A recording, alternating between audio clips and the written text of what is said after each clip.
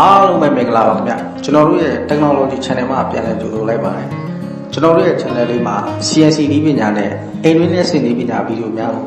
မျှဝေပေးသွားမှာဖြစ်တဲ့အတွက် Channel လေးကို Subscribe လုပ်ပြီးတော့ဗီဒီယိုတစ်တင်တိုင်းသိရအောင်ဘေးနားက Notification ခေါင်းလောင်းလေးကိုနှိပ်ခဲ့ပြီးပါခင်ဗျာ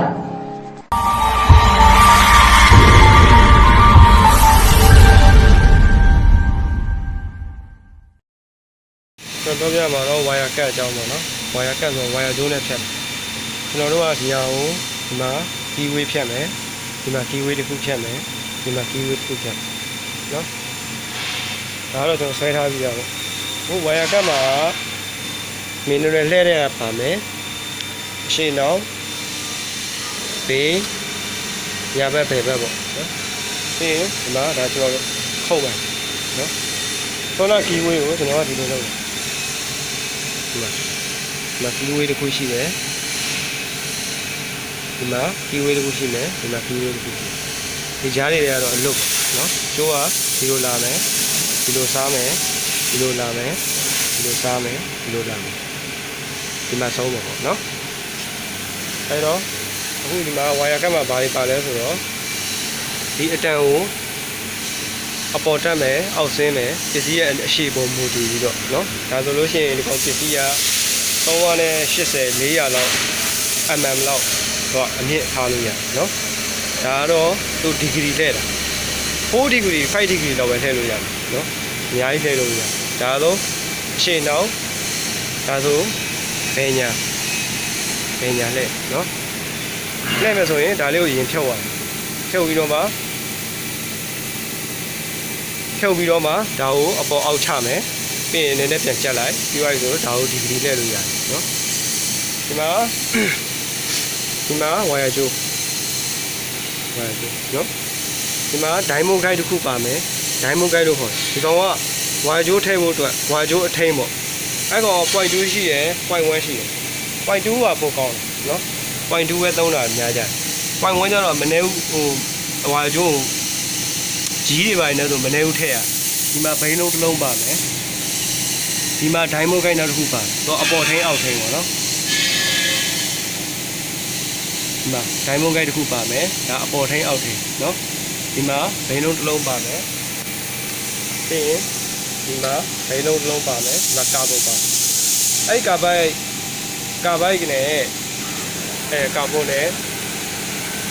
ထိမှကျိုးနဲ့ထိမှဒီကောင်ကမီးသေးတယ်တော့မီးနဲ့ဖြတ်တာဟုတ်ဒီမှာဘိန်းလုံးတစ်လုံးပါ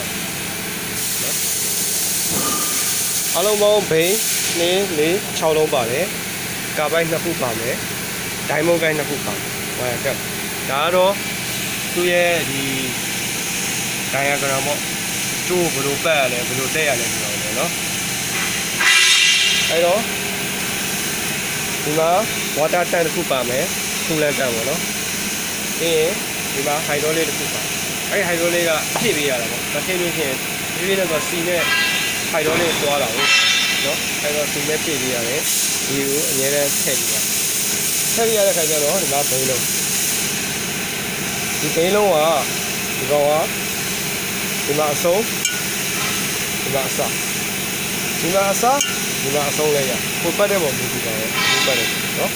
ဟိုဒီကောင်ဆိုရင်စင်ဆာနဲ့ထိန်းတယ်ဟိုဒီတန်လေးကဒီကောင်နဲ့ထိပြီဆိုတာနဲ့ဒီကောင်ကအပေါ်ကိုထည့်ဒီကောင်နဲ့ထိပြီဆိုတာနဲ့အောက်ကိုထည့်အဲ့လိုပုံစံနော်အဲ့တော့ရောပြပါဒီမှာအခုဒါဆိုဒါသူ့ရဲ့ control တာပေါ့ဒါ900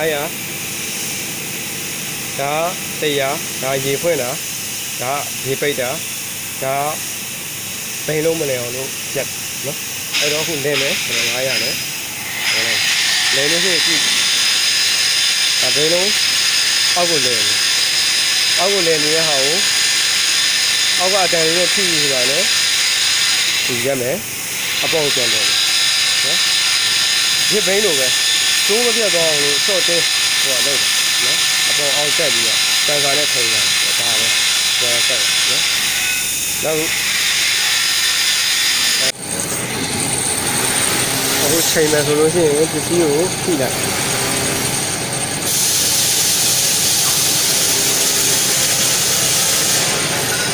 ဒီပါနော်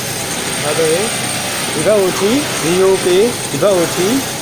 သူ့ရဲ့တော့ကိုလှုပ်ပေးရနော်ဒါပေမဲ့ကိုလှုပ်တယ်မလို့ဒီမှာခါလှုပ်လို့ရတယ်နော်ကျွန်တော်ချိန်လိုက်တာဒီဘက်ကို0ထားပြီးသွားပြီဟိုဘက်ကိုဘယ်လောက်ရှိလဲကြည့်လိုက်ဒီမှာ48.595နော်အဲ့ဒါကိုတော့ခွဲမယ်ဆိုရင်ဒီမှာ h ကိုလှုပ်လိုက်ပြီးသွားရင်ဒီမှာ 1/2 အဲ့တော့ပဲအဲ့တော့0ရောက်တဲ့ဒီကိုပြန်လာတော့ဟိုကခွဲပြီးသားဟုတ်ခွဲပြီးသားဆိုတော့0ရောက်ပြီဆိုတာလည်းဒါစင်တာကြောက်သွားတယ်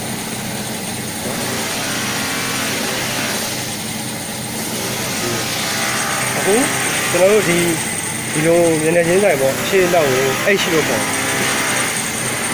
ဒီလိုမျိုးဘယ်ဘက်ညာဘက်ကိုကြတော့ y လို့ခေါ်တယ်ကိုရောက်နေတဲ့ပုံမူပြီးတော့ပေါ့နော်အဲ့တော့ဒီဘက်ကိုလာကြည့်မယ်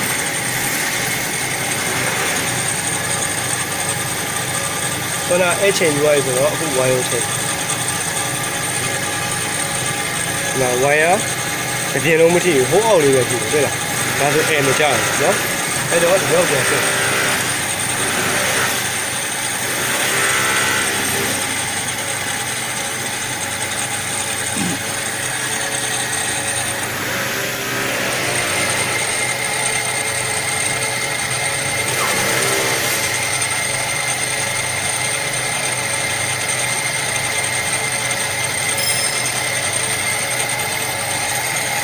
ဒါဆိုလို့ရှိရင်သူအပေါ်ကိုကြည့်ရတယ်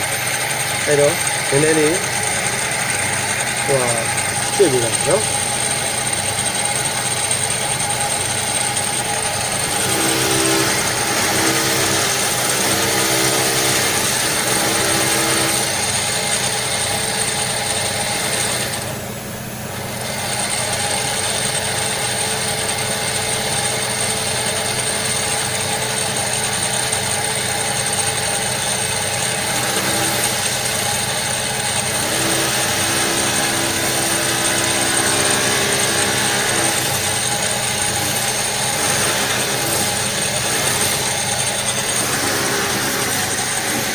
ဒီဘက်ကိုပြန်ဆက်မယ်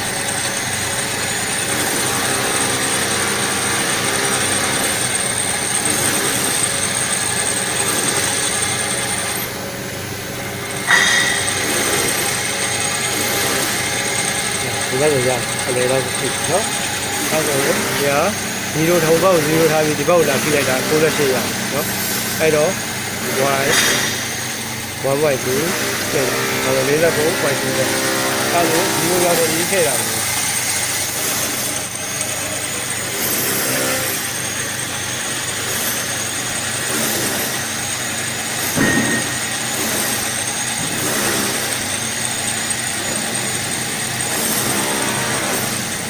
ဒီလိုရောက်ပြီဆိုရင်ဒါဆန္ဒကြောက်နော်ဆန္ဒကြောက်ဝိုင်းဆိုလို့ရှိရင်ဟိုဒီကြီးကိုမောင်းလို့ရတယ်နော်ကိုစမောင်းလို့မယ်စမောင်းလို့မယ် start okay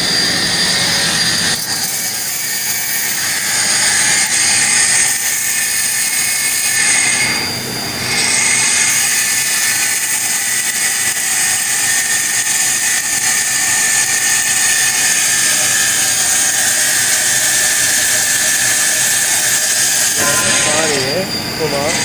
ဒီဘက်ကသွားနော်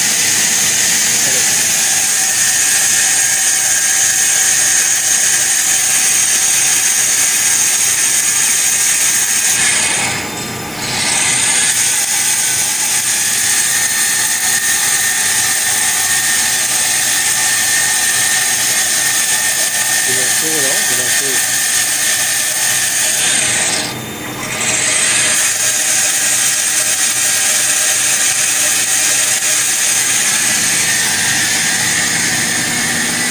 ဒီလိုလာမယ်ဒီစားမယ်ဒီနေရာမှာတော့အလွတ်ပဲအဲ့မှာတော့ကိုကမြန်မေးလို့ရကိုစားမှာဒီနေရာလေးပဲစားမှာဆိုဒီနေရာမှာနှေးပြီးတော့ဒီနေရာမှာကိုကမြန်မေးလို့ရမြန်ဦးကရင်ဒီလိုလာမယ်ဒီနေရာရောက်ရင်ဒီမှာအဆက်လေးတွေ့ရအဲ့ရက်ဒီထိသွားလဲရတယ်ဒါပေမဲ့အပေါ်ဖြစ်သွားပြီဘာလို့လဲဆိုတော့ဒီမှာစားပြီးသားကိုအဲ့တော့ဒီနားလောက်ရောက်ရင်ရက်လိုက်ပြင်ရတာပြီးသွားပြီ